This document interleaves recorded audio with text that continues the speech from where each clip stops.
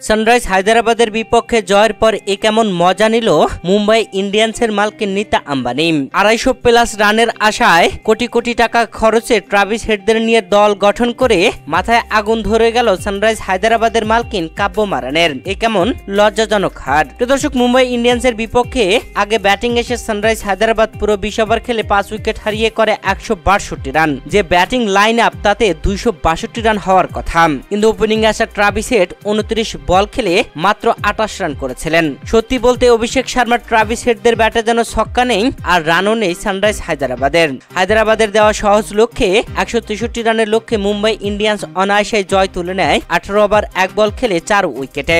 আর এমন জয়ের পরে নীল জার্সিধারীদের মালকিন নীতা আম্বানি তো রীতিমতো খুশিতে ভাসলেন, সবাইকে নিয়ে খুশির উল্লাস করলেন। তবে ডাগআউটে থাকা সানরাইজ হায়দরাবাদের মালকিন কাব্য মারান রীতিমতো হতাশ। এ কেমন লজ্জাজনক হার।